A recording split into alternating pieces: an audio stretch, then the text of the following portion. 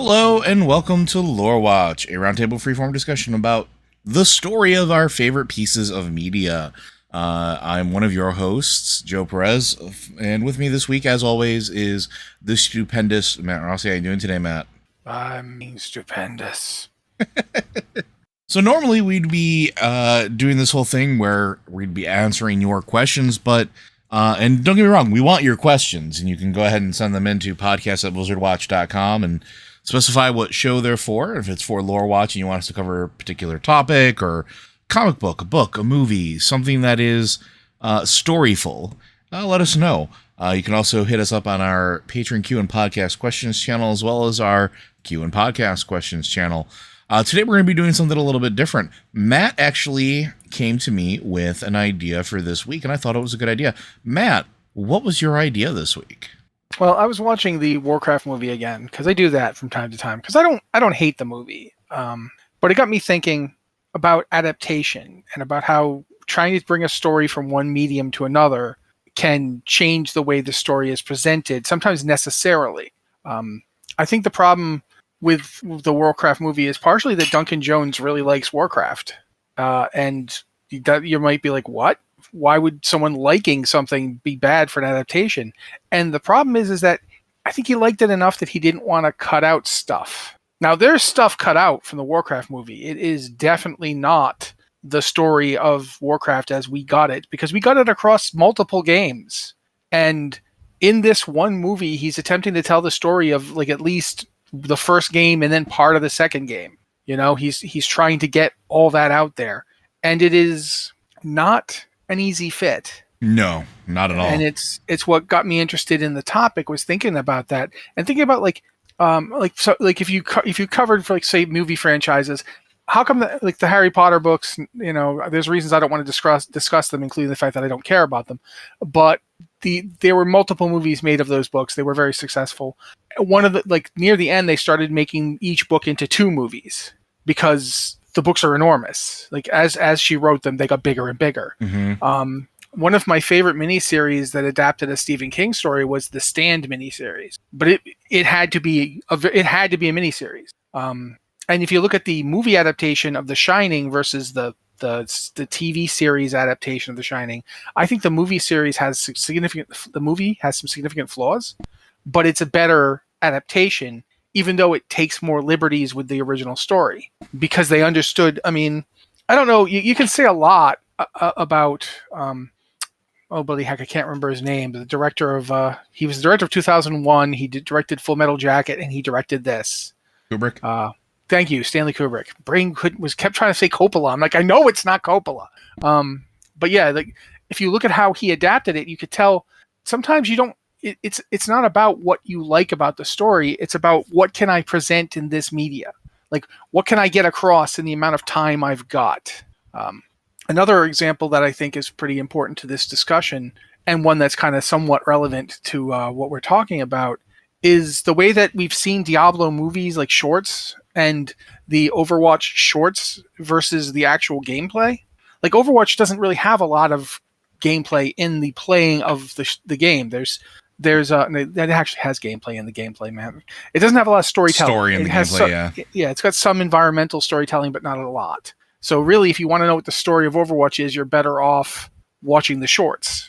That tends to give you more of the story information, and they tend to pack a lot into those things. Mm-hmm. So that's the kind of thing I was thinking about.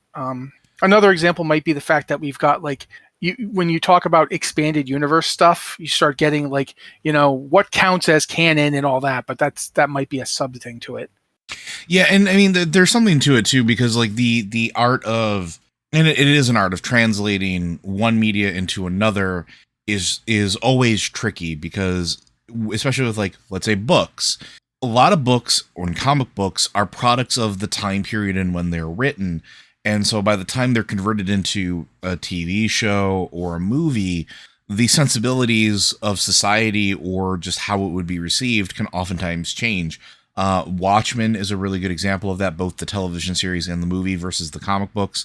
The Boys is another example where it is a very visceral comic that was an anti-Golden Age comic that now has turned into sort of the antithesis to the Marvel universe of movies that have released over the series of 15 years now, 10 years. It's a long time. Yeah. But there's a special art to it, and sometimes it does it better than others, and sometimes it will fall short of whatever the goal is. There's a famous joke about director and screenwriter Uwe Boll and everything that he touched that had to do with anything video game related being brought into the TV or movie realm, and how there was just an excessive failure to do it properly. So I think maybe we should talk about some of the best examples of some of the translations from one media to another. Do you agree with that? Do you think that's a good place to start? I mean, we can give it a shot. I mean, everyone's definition of best is going to be someone else's definition of, oh God. It is 100% subjective. Yeah. But I mean, I'm going to use one as an example that I did not like. Like, I didn't like this show, but I thought it was almost note perfect as an adaptation. And that's Moon Knight. Mm-hmm. Moon Knight, I think, is almost too good at taking the like 40-year history of the character. Because keep in mind, Moon Knight's been around since the like late 70s, and he's changed a lot in that time period too. Yeah, and he's changed a lot. A lot of different writers have gone in completely different directions with him. Warren Ellis infamously did a completely whacked out Moon Knight run where he introduced the character of Mr. Knight? Yeah, Mr. Knight, who's still around, by the way. Yeah, still around. It is actually even in the show. Yep. If you watch the Moon Knight series, it's like they adapt almost everything. They don't have him fight a werewolf. Not yet. Yeah, but everything else, it brings in like little pieces of the decades of this character popping up, and how it can go from typical street level and stories that are dealing with mental illness and insanity and all sorts of stuff like that to literal Egyptian gods battling it out. All of that is part of the Moon Knight, for lack of a better word, canon, and they did an amazing job of working it all in. But as a result, I couldn't keep up with it. Like, I was watching it and I'm like, this show needed twice as many episodes. Agreed. It needed to breathe more than it does. But as an adaptation, it manages to both be note perfect in that it is absolutely Moon Knight. Like, you will recognize him as Moon Knight. It's not like when they've done stuff in TV and movies where, the character is basically not even the character. Mm-hmm. Or like the Black Widow movie with Taskmaster. That's not Taskmaster. That is nothing like Taskmaster. All they did was keep the name. Yep. That character is not Taskmaster. But that's Moon Knight. That is absolutely recognizable. Stephen Grant I can't remember Mark's last name. Spector. Mark Spector, yeah. Stephen Grant, Mark Spector, that damn perfect. The acting was good. It felt like it needed more time to breathe, in my opinion. But they were aware of everything, and even the stuff they couldn't give you a lot of, they gave you just enough to know it was there. Especially the end of the series, I feel like is a really good example of Oscar Isaac's bringing forth the complicated nature of the character. Mm-hmm. I do think there's a lot to like about Moon Knight, but it wasn't one of my favorite shows. Yeah, if we're going to go that route, like, I can definitely sit here and talk about Moon Knight and how it was a good adaptation. I will counter with what I think is probably a better adaptation, and I might get a lot of flack for this, but comparing to the comics and the video games that they've appeared in, I would actually think that I would like to say that Ms. Marvel as a TV show is probably one of the best adaptations of the character and story that I've seen Marvel do in a very long time, probably since the original Iron Man movie. And it's because they reinvented the character just enough to keep it relevant. Kamala Khan was always fantastic in the comics, but her origin shifted between the comics and the video games, particularly if you played the Square Enix Avengers game, which wasn't as bad as everybody said it was. And if you have an opportunity to play it, or if you have a Game Pass, I highly recommend it. But tying it in the way they did with what's going on in the universe makes more sense. Altering her powers the way they did makes more sense, at least in my opinion.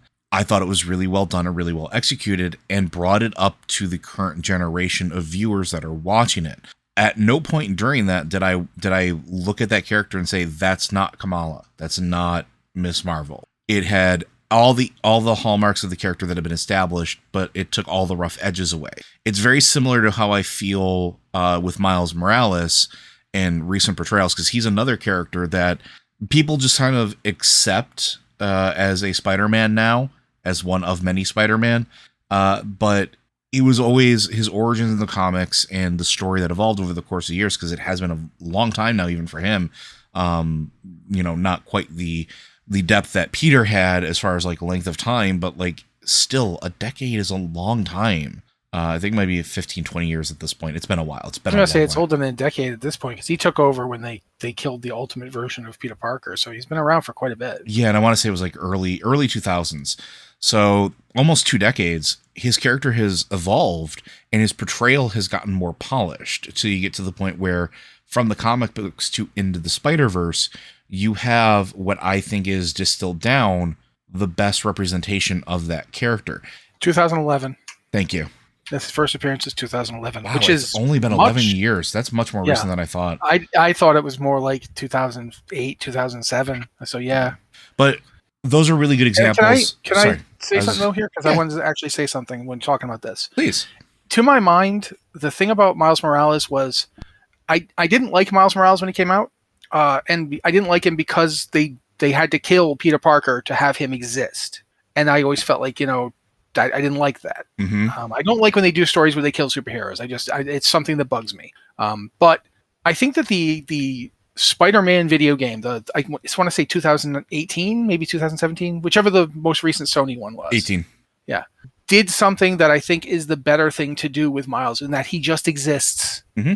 He's just there. Did you read Spider-Man Life Story? Yeah, absolutely. That's another good example of using Miles. Although I don't like the whole thing where Dr. Octopus possesses him, but I did think, he is the logical successor.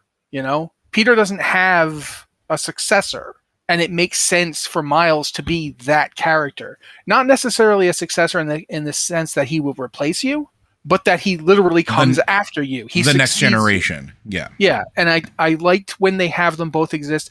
I think, oddly enough, Bendis understood this. I think so too. Because when he did the Spider-Man stories, did you read those? You must have read those. Of course.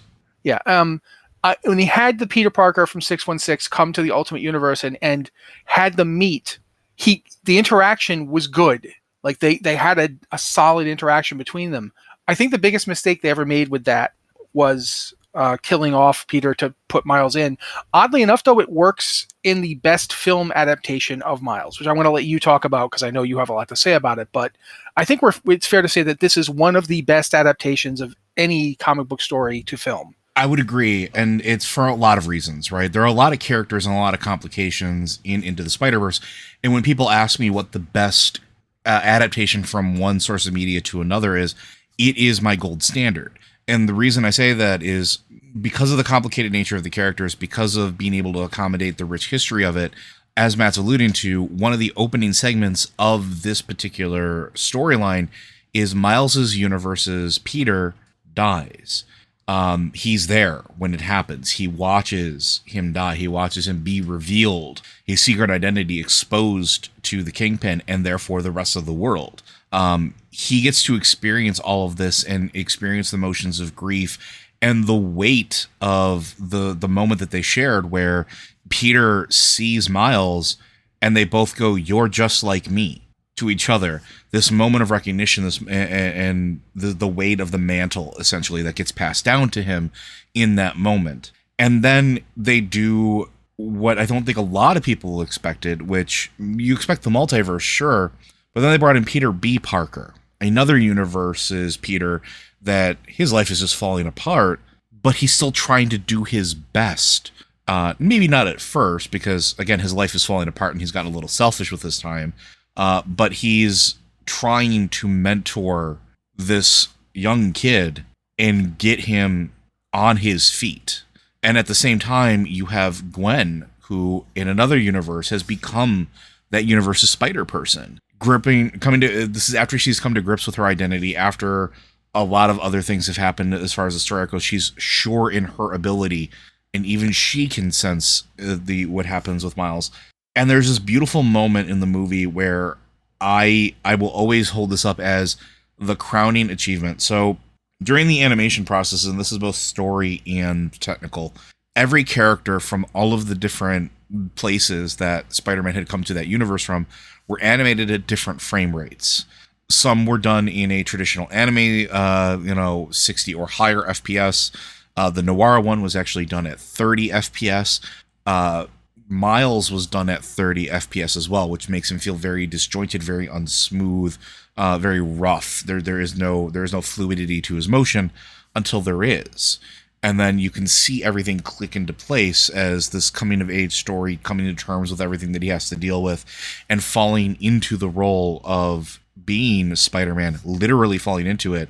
The animation sequence goes from 30 to 45 to 60. And this is what happened in the comics over a series of years. Miles trying to find his way, trying to live up to the standard of the Spider-Man that came before him in the Ultimate Comics, trying to follow in the footsteps of this great hero that not only saved the city, but saved the world, right? Who he later finds out was just a kid like him. It is a perfect encapsulation of that while still finding his place among all of the other universe's Spider-Man. And it is a perfect distillation of, at this point, a decade's worth of comics into what is essentially a hour-and-a-half movie. And I will always hold that up as what is a gold standard for adaptation. It hits every major story beat, does it with love, care, and tension, and has the soul of the character. And that sounds like a really weird thing to say, but, and Matt, I think, will agree with me, in comic books in particular, characters have a certain feel to them. And when they hit their stride, whether you like a particular version of it or not, like Thor will always feel like Thor, right? Valkyrie will always feel like Valkyrie if they're done right, if they're true to their character. Same thing with Spider-Man, same thing with Storm, and the same thing with Miles. Let me put it this way. I think this is an interesting way to put it, so I'm going to go with this. You can see however many movies you want where Batman has machine guns on his plane or on his tank car or what have you. You can go back and read the original comics where Batman is shooting people. And yet, you will never truly accept Batman killing people. You just know that's not what he does. There's just that kind of thing. Characters build up a corpus, and they have lots and lots of appearances, but it's like, it doesn't really matter. I think it was Grant Morrison who once said this, and they made the point that you could boil Superman down to like an 8-word incantation almost. Like last son, doomed planet, kindly couple, superhero. Like you could just do it. You could just drop these beats, and that's Superman. And you know who the character is. Spider-Man is definitely one of those characters to a degree. Like it's harder to do it as like a rhyming couplet that way, but you could definitely, there's certain elements that are just inherent to the character. Sometimes the writers tend to go a little heavy in a direction. Like I don't feel like Spider-Man's life has to be constant misery and torturous suffering. I feel like when they start getting that bad, they need to dial it back. He's supposed to have problems. He's not supposed to be constantly crushed by his life. Mm-hmm. Like he can have a bad thing happens and he has to deal with it. It shouldn't just be, okay, for the next 24 issues, we're not going to know if he's a clone or not, and he's going to go insane, and his wife is going to have to mourn his madness, and their baby will be kidnapped by Norman Osborn. It's just like, dude, dial it back. It's not a soap opera. But Miles at this point is sort of, oddly enough, Miles is way more stable as a person than Peter Parker, because Miles grew up with his mom and dad. At this point, I think they're both alive in the comics. I think originally his dad wasn't. Originally, his dad was not alive in the comics. In the video game, spoilers, but the game's been out since 2018. He's there when his dad dies. In the comics currently, and in the Spider-Verse, they're both alive. Yeah, and Miles's relationship with his parents is it's really one of the nice touchstones of the character. It's the healthiest relationship between a hero and their parents that I think Marvel has ever had. Minus Kamala Khan. Yeah, you said Marvel. That's good, because I was going to go Jamie Reyes, man. Yeah, no, hey, yeah. But I think that's, we're talking a lot about comics. I do think we should move on to something that isn't comics. Well, there is one last thing I do want to point out, too. Go ahead with Miles. When we're talking about adaptation, it had nothing to do with Miles. It actually has nothing to do with Marvel at all. It's an adaptation that I think a lot of folks that are in a particular age group that listen to our podcast would be very familiar with. And this is the Teenage Mutant Ninja Turtles cartoon from the 80s. When that released, I don't think any of us at the time knew, at least in my generation, and maybe not a little bit older, unless they were super into comics at the time, knew that that was based off of a comic book series. I did, but I had a very distinct reason for knowing it, which most people wouldn't have. In that I went to a convention, I think I was like 15, and maybe I was 20. I'm trying to remember, and I can't remember how old I was. But one of the two creators was there because there was a Palladium role-playing game. Yep. Adapting the Teenage Mutant Ninja Turtles, and that's how I found out about it. Now, the reason I bring it up is because they are a franchise that has reinvented itself basically for every generation. And for whether it was the comic books, which were dark and gritty and were also sort of taking the piss out of Marvel at the time. Because they were specifically doing things like they fought a group called the Foot Clan, which was their take on the Hand from Daredevil and the whole secret society of ninjas. They killed. If you go back, if you go back and look at the first original issue of Teenage Mutant Ninja Turtles, Daredevil's in it. Yes. They don't actually say that, but there's a blind kid who knocks a guy out of the way and gets hit with goop, and the goop also hits the turtles. Yes. And a rat, I believe. And a rat. Splinter was originally an actual rat. But yeah, so yeah, Joe's right about that. They were definitely, it was one of those indie comics that was definitely aware of what it was doing. Sarcasm was. Yeah, but so it went from that sort of dark and very real and visceral, like to the point where like the turtles would kill people. They didn't have different colored bandanas to identify each other. It was black and white with accents of red, and it was either blood or their bandanas, and that was it. They weren't, Michelangelo wasn't the fun-loving one. Raphael wasn't the gruff one. They were very much like I'll argue with you about Raphael. Well, Raphael was always the gruff one. Because they were all gruff. Yeah. But no, like Leonardo was the team leader type. Yes. And Raphael was the Wolverine pastiche, essentially. He was the one on the edge who might break at any moment. But the other two basically had no personality. Yeah. And then you get to the 80s cartoon where they develop a very PG-13 at most, pushing it maybe. They're not swearing. They're not drinking beer. They're not, ogling women like they did in the comics, because they did these things in the comics. Yeah, making Casey Jones work in the cartoon was a miracle. Yes. Because that dude was not PG-13 in the comics. And then it went from, but it worked really well, and the cartoons are really well loved. And then a completely different aspect of it is when you get to the live action movies in the 90s, late 80s, early 90s. Oddly enough, at least the first one is actually pretty good. Yep. And it is much closer to the comics. It is. It keeps a few elements from the animated series, but on the whole, I think Splinter is a rat in that movie as well. Like, he's not a mutated person. He is the rat who was the ninja's pet. They actually the Ninja Master's pet. Yep. Yeah, it's actually interesting that you point this out, because in terms of fidelity to the original source, the movies are much better adaptations than the cartoons. And then there's the reinvention. Just in that case. But in the case of the cartoon, it's much more successful in that it got people to like the Ninja Turtles. They'd never heard of it. Absolutely. And it continues to reinvent itself. In 2003, when a new series of movies released, and I'm not just talking about, like, you can love or hate the Michael Bay movies, but they're actually not far off from the original source as well. But they do it with a reinvention for the sensibilities of the viewership at the time that made it relevant. I know kids that saw those movies that were the target demographic, that was their introduction to it, and, are still into it now as they're a little bit older. And it reinvented itself for the animated series that released on Nickelodeon in the late 2000s. The 00s, not like, because we're still in the 2000s. And they continue to do so. They had like 3 series since then, and they've all been slight changes. Yeah, and they've all been changes. They have all been updates, and they all work. They also did a crossover. They did.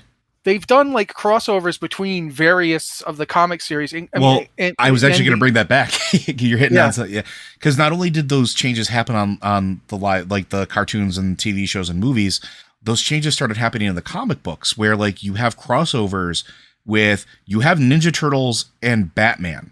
Like, that is just wild. But they do a really good job of adapting the current comic books to the current viewership. It is a franchise that adapts and tells its story, and the story is always almost ultimately the same. It's always the same at the core. It's still the soul of, like, it's these outcasts from society trying to keep the world from collapsing in on itself, essentially. Right? Mm-hmm. That's the trope. It works really well. I'm going to shut up and let Matt talk now. No, I'm just only thing I was going to say is one of the other things they've done, if we're talking about adaptation of lore and story in something, I believe it was, I know it was in the one of the later animated series that this happened. There's a character by Stan Sakai named Usagi Yojimbo. I know Joe knows who it is because Joe is playing him in our D&D game. I actually really like the Sakai Yojimbo stories. Sakai actually worked with Eastman and Laird, and they did a crossover. Mm-hmm. Between, like, and this is much later, so it's not the early Eastman Laird. It's much later Eastman Laird where it's more nuanced, and they actually borrowed stuff from the cartoon.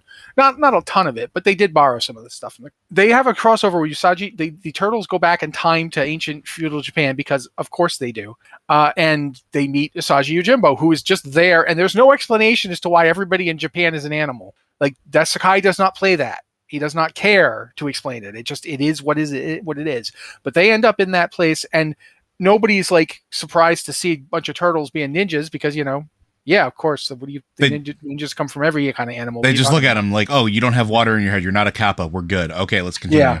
Yeah. So there's like, it's one of the best Usagi Yojimbo adaptations you're going to find because there are not many of them.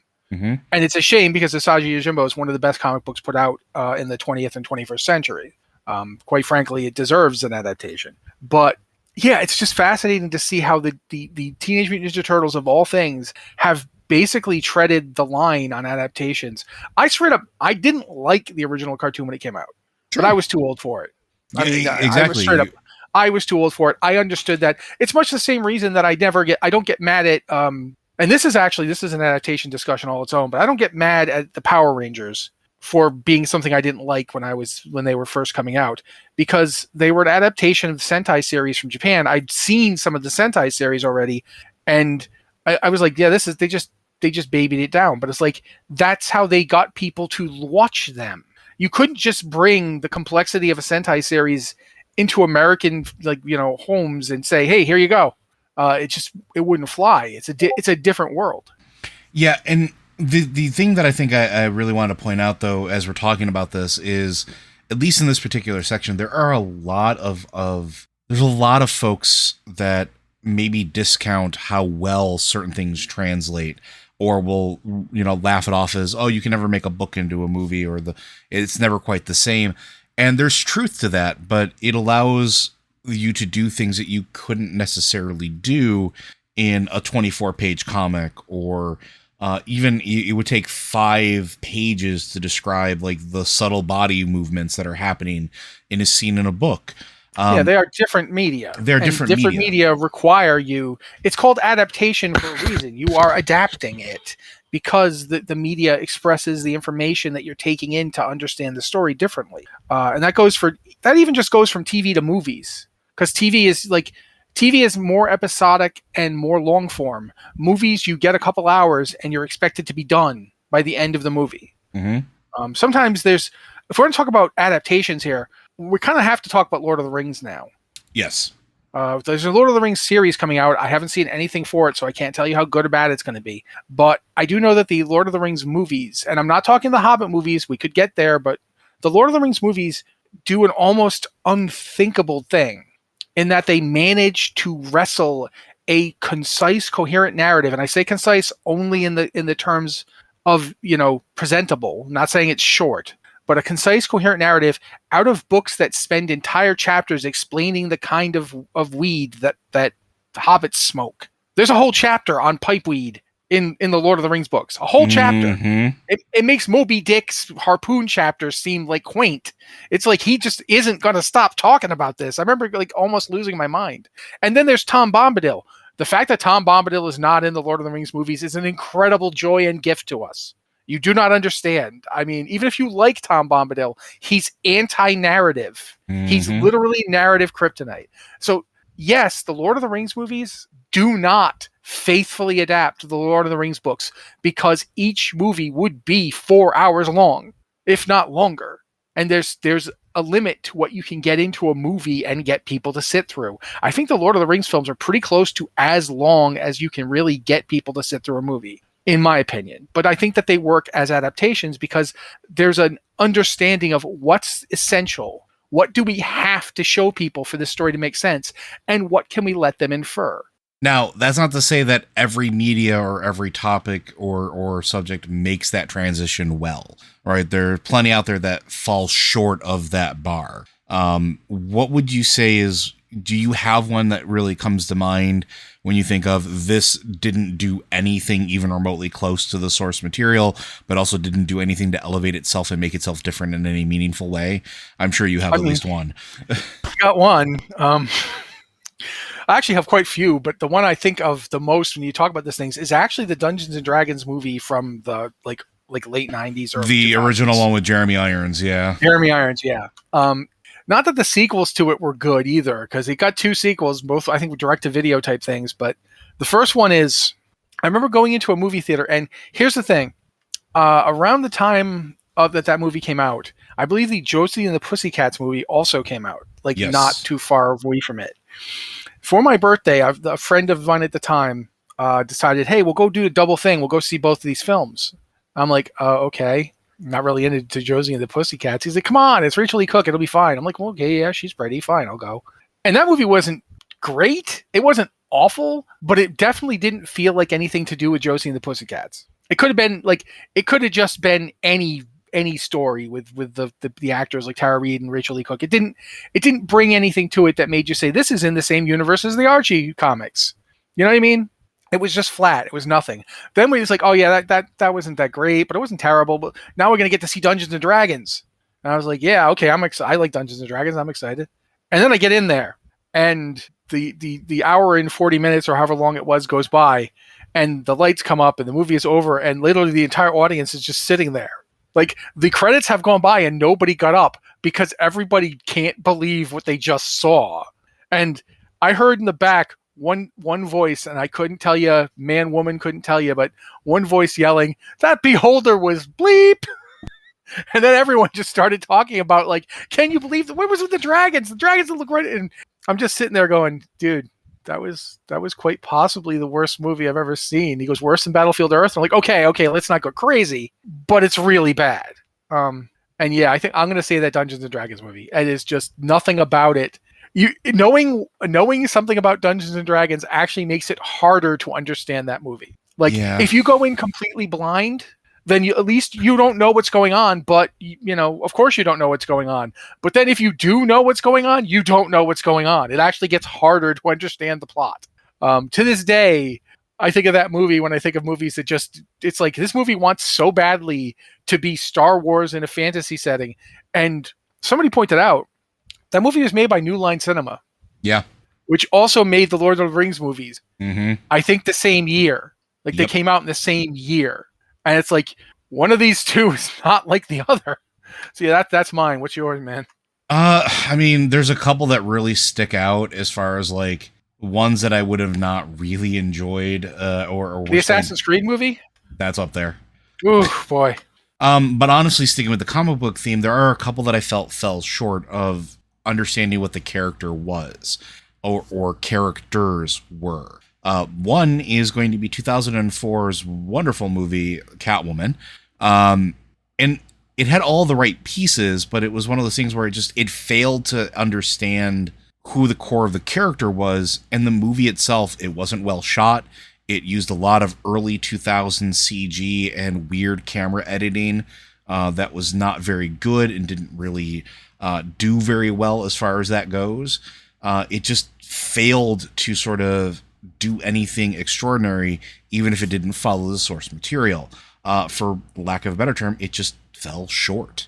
I could go with the Fantastic Four movies, which have very little in redeeming qualities for me, aside from a couple brief moments here and there, because again, it didn't really capture the core of the sort of the concept of the characters of the story. Depending on which one you're talking about, I would make an argument for Michael Chiklis as Ben Grimm. I would agree in that he was like the bright spot.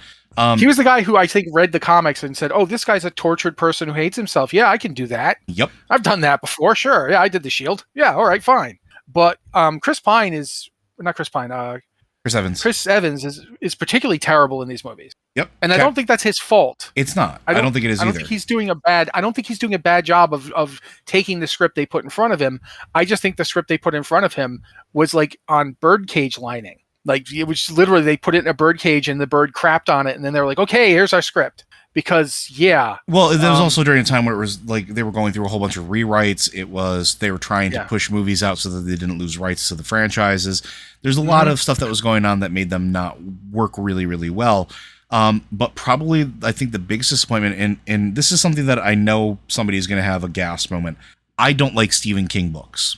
Never have. With the exception of some of The Dark Tower. I thought that some of it was really good. There were some interesting concepts in it, and I enjoyed it for the most part. Then the movie came out in 2017. And the problem is they tried to condense a lot of information. Yeah, I think that didn't it try to almost adapt every book in the Dark Tower series? It tried to take every book in the Dark Tower series and make it into a movie. Now, this was originally something that was scheduled to be a TV series, mind you, with Idris Elba. This was supposed to be a TV series that was supposed to span multiple seasons to get everything in the books. But then they decided, F it, we're just going to do a movie and try to cram everything in. And it was one of the most nonsensical cinematic experiences I've ever had. I wasn't even mad at it. I was just confused. I'm going to say this about that movie. I didn't hate it, and I wasn't necessarily confused by it, but it felt like, I'm sorry, you put Idris Elba in your movie, and he doesn't do anything for 2 hours? Mm-hmm. Idris Elba can smolder his way through a scene by being in the background just looking at you, and you'd be like, oh my God, and you get nothing? It was unbelievable. Idris Elba was better in Hobbs and Shaw, which is not a good movie, but at least he got to, Idris Elba's appearance in Star Trek Beyond actually rocks. It's really great. I would agree. In that movie, in the Dark Tower, he's just there. And they're all just there. And that's it feels like, yeah, absolutely. I totally agree with you on that. And there's a lot of the video game movie adaptations tend to fall into that category as well, especially when you're talking about like Uwe Boll, In the Name of the King, Dungeon Siege. Oh man, that movie doesn't even know what Dungeon Siege is. It has no idea what it is. It had no intention of ever being a video game movie. It just happened to get slapped on there. And like, I legitimately feel bad for the actors in that film because you could tell they were trying their hardest. But like when Jason Statham can't like single-handedly barrel through that movie and make it bearable, and he's done some really questionable movies that have become enjoyable specifically because of him. Hobbs and Shaw. There's a problem. And it was, again, it's where production and the spectacle of it is just there for the production and spectacle of it. It doesn't do anything. It doesn't harken back to the original. It doesn't have that soul of the original, but it doesn't do anything different and new. It doesn't pull a Teenage Mutant Ninja Turtles and reinvent itself. If we're going to talk about Uwe Boll movies, and there's a lot of really bad Uwe Boll movies. Yes, Blood Rain. Blood Rain actually has a cast where you think this could actually be good. Ben Kingsley's in this. The girl from the Fast and Furious movies, and she was also in Avatar. She's actually an actress. Michelle Rodriguez. Yep. Michelle Rodriguez is in this. Tom Sizemore is in this. And once you actually start watching it, you're like, oh my God. Oh no. Oh. Ben Kingsley. Michael Madsen, Michelle Rodriguez, Ben Kingsley, Matthew Davis, like Udo Kier. There is Billy Zane. Kier. Yeah, Udo Kier's in here. Billy Zane. Meatloaf. Meatloaf's in this movie. Yes, and Meatloaf's scenes are not to be believed. It's a great movie to cut up into bite-sized chunks to put on TikTok. Mm-hmm. Like many of the performances are quite watchable. Ben Kingsley is. It's like if we talked about the Dungeons and Dragons movie with Jeremy Irons. Jeremy Irons is clearly there because he needs to put some like refurb on a houseboat or something like that. But he's at least playing it up. He's going super camp. Mm-hmm. Every scene he's in, if you had one of those scouters from Dragon Ball Z, it'd be like over 9,000 because he's nuts. He's like taking it as hard as he can. Ben Kingsley shows up, says his lines like this: "Kill her, bring me the thing. I'm done now." and then he leaves. Mhm. Like, I think he spent like 15 minutes on that set. If that. Yeah, he sat down in a chair, wearing his outfit, did all of his lines, got in a sword fight that doesn't make any sense, and then walked out. I think he probably came in his own clothes. Like, he was probably just dressed like that day for whatever reason. That's how little inflection he puts in it. And I don't blame him, but it's like nobody in this movie wants to be in this movie. I mean, and there's another one that falls in that category as well, too. Alone in the Dark. Oh my God, Alone in the Dark. So, Alone in the Dark is a beloved horror franchise game that when it first hit to mass appeal, if you've never played it, it is one of the first games that actually messed with you as a player by doing things like convincing you your cartridge just completely corrupted your memory card, or messing with your controls, or all sorts of things. And it was a psychological horror game on multiple levels, and it's very well beloved and received. Uwe Boll got this and landed Christian Slater and Tara Reid as the lead roles, which in 2005, both of these movies came out in 2005, by the way. That's a huge pull. And you're forgetting the actual star of the movie. Which one? The guy from Blade. Oh, not Wesley Snipes. Stephen Dorff. Stephen Dorff is the star of this movie, and I'll explain why in a little bit. But so they took this, basically what was supposed to be a psychological horror thriller and turned it into the most bland action paranormal movie that has ever existed. Where I remember there is a scene where literally Tara Reid's got a 357 Magnum, Christian Slater's got a M16, and they're firing at the ghost. And it's like, what is going on here? They're shooting into the thing is, they're shooting into Alone the in the darkness. Dark had light gun moments in it, and it's very much them doing a light gun moment, and it's terrible. But I remember when I first saw it, my wife and I saw it together, and she made the point that Stephen Dorff in this movie is attempting to out Christian Slater. Christian Slater, yeah, in his own movie. And the worst part is that he does it because Christian Slater is actually trying. I will say that Christian Slater is attempting to perform in this movie. You've seen Mr. Robot. You know he can still act. Mm-hmm. He was trying to act. He was trying to elevate this thing. He's like, yeah, it's not great. Yeah, it's a German tax dodge. But, I mean, I'm in it. It's my face and my name. I have to try. Stephen Dorff walked on set and said, I'm going to take a big steam and dump all over this movie. And then they're going to pay me and I'm going to leave. And that's exactly what he did. That is the only entertaining thing about the movie. In the internet, we talk about how bad these movies are, but the weird thing is there's actually a cinematic presence or precedent for this. In the late 70s, mid 70s, late 70s, and definitely throughout the 80s, there was this large swath of what was called Italian exploitation cinema, and it was movies that were ripoffs of other more successful franchises. But done in such a way to try to make them something their own. But always falling short, or always not having the funding for it, or not, basically being able to film as much as you want. And Uwe Boll really, I forgot who the main Italian exploitation cinema director writer was at the time, but his fever pitch pace of putting out movies, because he put out a lot of movies in a very short period of time, from 2001 to 2007. It was just movie after movie after movie. There would be 4 or 5 Uwe Boll movies in the theaters at a time. When he wasn't challenging critics of the films to get into boxing matches with him and then picking ones that were not particularly good at boxing. Yeah, that's what he was doing. But the interesting thing is, the reason that we all remember them as being terrible isn't necessarily because a video game name was associated with it. It's because they were just bad movies. They didn't have anything, right? They are the perfect example for a bad adaptation because they never attempt to make an adaptation. Exactly. At best, they smear the name of something that you actually loved on them. You're like, well, yeah, I saw his other movie and it was terrible, but this is Blood Rain. How can you mess that up? 2 hours later, oh, that's how you mess that up. Whether or not you like or hate, I'm going to use an example of films that are pretty polarizing. Let's say you hated Batman v Superman. You just did not like this movie. Mm-hmm. That's fair. And that's a judgment that everyone gets to make. But imagine if when you went in to see Batman v Superman, Batman was a chain-smoking reporter named Dick Girth, and Superman was some guy from Toledo. That's what the Yui Ball adaptations feel like. Like, even when he gets the names right, it's like amazing how little they have to do with the actual storylines of the video games.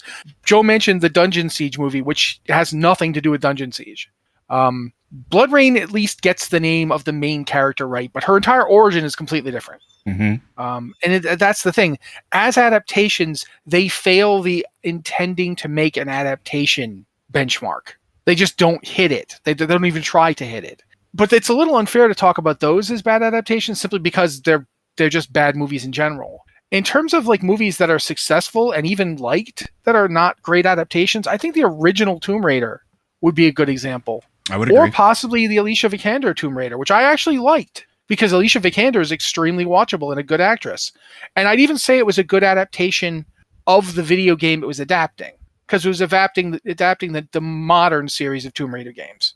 But I think a lot of people didn't like it as much because of that, because that wasn't what they expected. The thing Joe talked about with the Teenage Mutant Ninja Turtles is it's not a case of giving people a faithful adaptation to the original source material.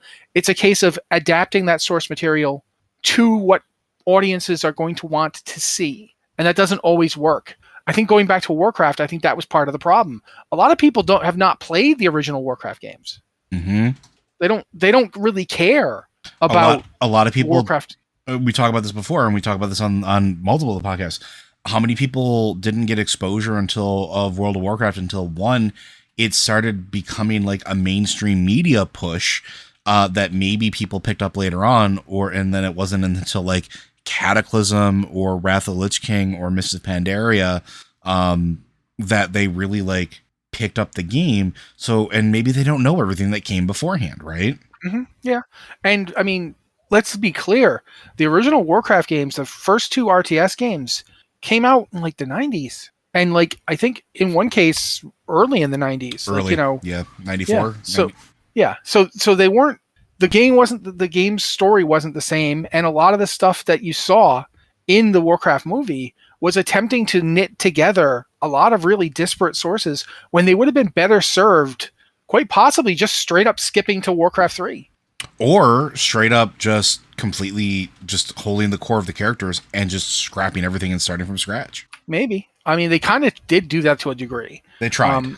I will say that the final fight in Warcraft is still one I love watching. The casting for the actor to play Anduin Lothar was inspired. Travis Fimmel from the Vikings movies, yeah, that's a good casting. He did a great job.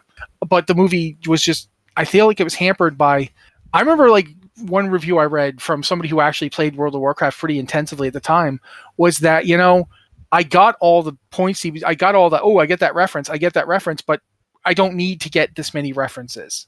And if you don't know anything about Warcraft, you're not going to get these references. Mm-hmm. It's not bad in the way that I mentioned before, that knowing something about Dungeons & Dragons made the Dungeons & Dragons movie worse. That's not the case for Warcraft. Knowing something about Warcraft didn't make Warcraft worse, but not knowing it makes the Warcraft movie almost impossible to follow. And if you can follow it, nothing in it is going to surprise you. Medivh, yeah, that's what we thought was going to happen. I mean, it's not exactly what we thought was going to happen, but it's, I'm not shocked by what I just saw. The bit with Lane Rin, not surprising. Pretty much knew that was going to happen. The end with Gul'dan becoming a steroid monster, that was surprising. I didn't see that coming. But you know what I mean? Like, there's just not. You talked before about something, elevating the original, mm-hmm. And I don't feel like Warcraft manages that. I would tend to agree. And that's not to say that, again, it's a bad movie. No, I actually still watch it. Like I said, I was watching it recently. And there are plenty of movies that people would consider bad that I really enjoy, like for various reasons, like the Jonah Hex movie. By no stretch of the imagination is it a good movie, but I enjoy it. I'll give the Jonah Hex movie credit for one thing. It gets the character right. Yeah, and that Brolin does a good job playing him. Yes. Because he understands this man is not likable. Mm-hmm. You should not like Jonah Hex. You absolutely should not. You might respect him, but you're never going to like him because he's a very unlikable person. And I think that he nailed that. Brolin's good at playing those kind of characters. And the idea is mostly that I'm trying to convey is like, just because whether you like a movie or not is a personal opinion. it doesn't really matter, but it can be an objectively bad movie that you still enjoy. Mhm. But it could also be a great adaptation that is a objectively terrible movie.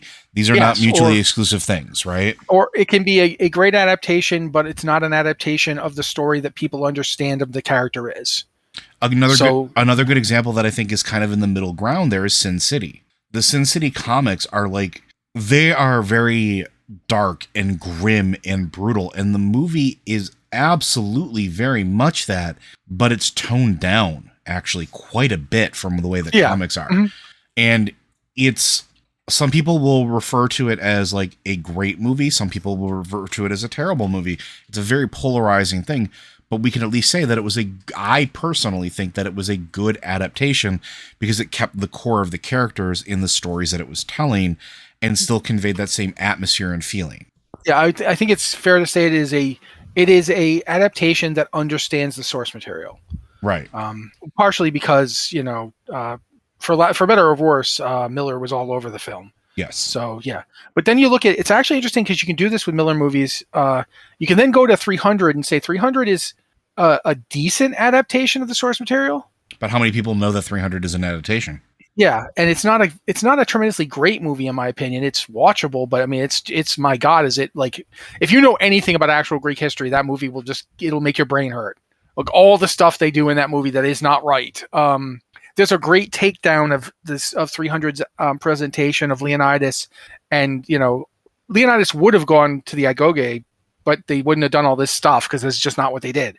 But again, I'd say a decent adaptation into a not particularly great movie. Then there's The Spirit, which Miller didn't write, the original comics. They're Will Eisner, but Miller is heavily involved in the adaptation of them. I believe he wrote the screenplay and he even co-directed. I believe he did. Yeah. The Spirit is an absolutely god-awful adaptation and a very bad movie. But the reason it's a bad movie has nothing to do with how bad the adaptation is. It's just nobody in this movie cares. Slightly. And I don't blame them, because there's lines like, "My city, she's there for me every night. It's like, dude, you are getting to the point where you are stalking the city. Like, I think there should be a restraining order against you." If you read the original Spirit comics, that's not there. Correct. There are problems with the Spirit as an original comic series.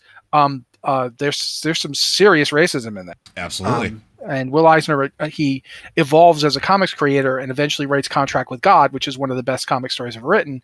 He recognizes his racism and he addresses it. Which, if you're going to have racist stuff in your work, it's nice to come along and say, wow, okay, no, that was terrible. I didn't understand what I was doing and I'm very sorry. And the interesting thing about the Spirit movie in general, too, is it's another one that was plagued by production and possibly suffered for it, because originally, I want to say Stephen Leiva, I can never remember, I can't pronounce the name, I'm sorry, Leiva. There was a leak of the storyboards for the actual movie, because the movie originally was supposed to be an animated movie, and it was supposed to be not what the live action wound up being, but it was supposed to be that sweet spot in between like nostalgia and updating for a modern sensibility, which when you're doing a pulp era comic or pulp era story in general is always going to be hit and miss, because we're further away from the 50s than we were in the 1980s, right? So like doing a pulp serial like The Rocketeer versus doing The Spirit and trying to find that spot to make it make sense to a current folks without really just not understanding the material, and two, not understanding what a noir is, because it has fallen out of the common lexicanum. I think that like The Spirit is a perfect example of that, right? I don't even know. I'm not disputing what you're saying. I just don't know if even that necessarily gets across how woeful it is as an adaptation. Because, first off, you'd have to actually go read the original Spirit comics, which I would not recommend. Yeah. Well, I think they do hold up, but there is some really bad racism. You just have to understand that it is a problematic story. Yeah, and that later Spirit stuff is better on that front. Eisner became much better about it as well. He's definitely an artist who understood, oh wow, I have gone in a direction I should not have. But just watching that movie, watching it as an adaptation, it loses everything that made it an Eisner story. the good and the bad and the everything, just everything about it is not what it doesn't. It just isn't that story. It isn't that character.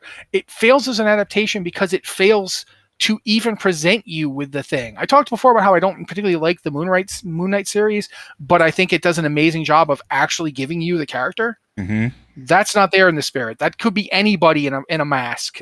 That's not the way the character talked. That's not the way the character thought. I mean, people hate the Daredevil movie. The original one with Michael Clark Duncan and Ben Affleck. Yeah, people hate it. I actually thought it was pretty watchable. Same. Duncan's fine. Affleck's fine. It's and the director's cut did a better job of representing the characters as well. But at least he was recognizably Matt Murdock.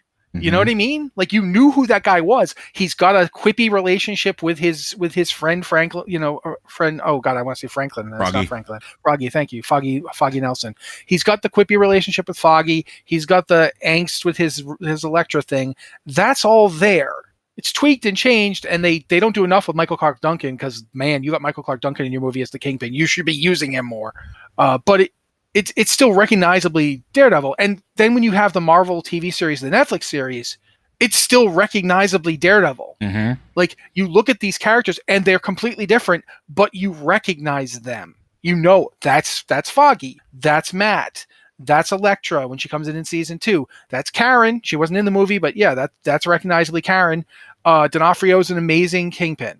And he's recognizably the same character that Michael Clark Duncan was playing, even though they're very different. Mm-hmm. And that's going all the way back to Joe's talking about Miles Morales. That's the thing that makes Miles Morales' appearances in the Spider-Verse and in the Spider-Man games work.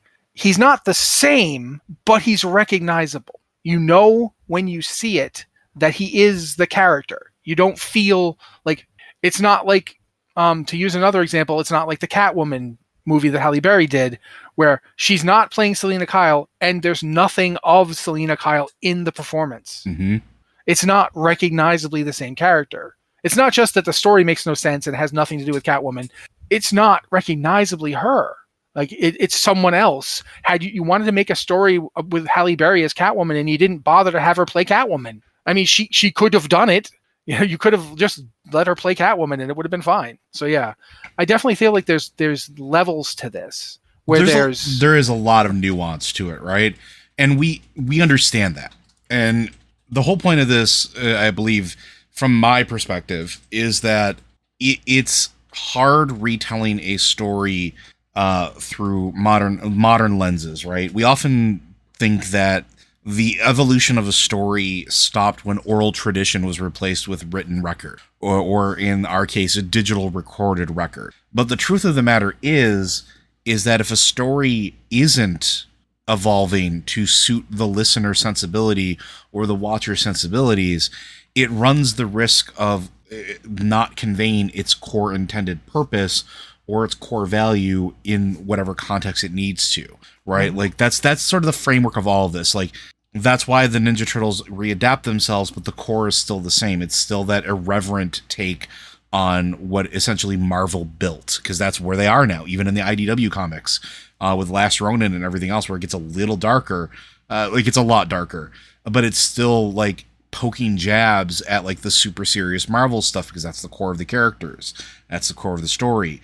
Where we're talking about like the Warcraft movie, there's still a core there. There's still a core of that story. Yeah, there's a reason that movie ends with Anduin Lothar cutting down Doomhammer and walking away. Mm-hmm. That is the core of the character. Is he is a badass. Yep. It's Black Hand he cuts down. Black Hand. But the core of the character is he is a badass. He is going to be the one to save this kingdom. Even if he doesn't want to be, he's going to do it because that's who he is. And I think Joe's points about modern sensibilities and an adaptation are perfectly valid, and they're worth thinking about. But the other thing to think about too is there's also the fact that when you're adapting a piece of media to a different media, that the storytelling conventions are always different. I think one of the reasons that the Watchmen movie failed is not necessarily that it was poorly adapted, but that it didn't take full advantage of the fact that it was a movie. Yeah, I would agree with that, actually. And there's scenes where they come close, like the scene with Bubastis and Dr. Manhattan in Ozymandias' trap. Yes. And then when Dr. Manhattan comes back and he goes, Adrian, I'm disappointed. Those are good scenes. They're well shot, and they come the closest to the movie saying, hey, we're a movie. We don't have to spend a lot of time showing you individual panels of something. We can give it to you in a flowing scene. I really feel like the Watchmen film in particular is an example of an adaptation that misses the forest but gets all the trees. Yeah. It had all the substance, but didn't do anything with it. It didn't bring it together. Like at the end, it feels like, okay, nothing happened. But a lot of the stuff in it, like any scene that oh bloody heck, Mandelbrot said, Rorschach. Any scene that Rorschach is in is usually a good scene, just because the actor playing him is doing an amazing job. But they don't necessarily have to be there.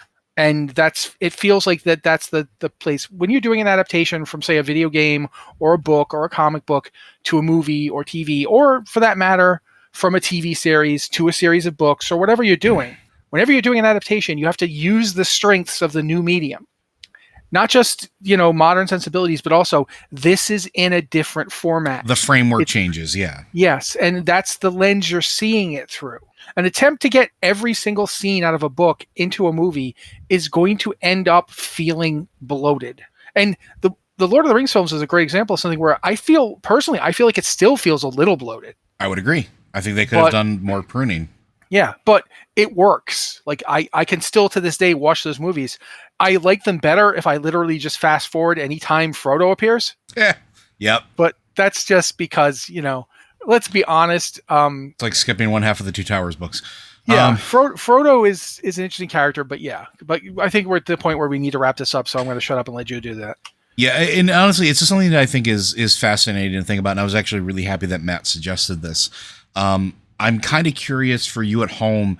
Do you have something that you feel was a really good adaptation from one media to another? Yeah, definitely share that with us, guys. Share that with us. Hit us on Twitter. Send it in our Discord server. Is there something that you feel missed the mark? Obviously, constructive criticism, and we've made the caveat that this is all subjective and personal.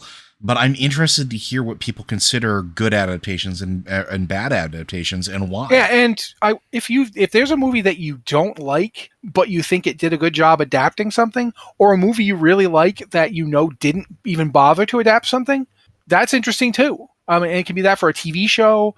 It can be that for anything.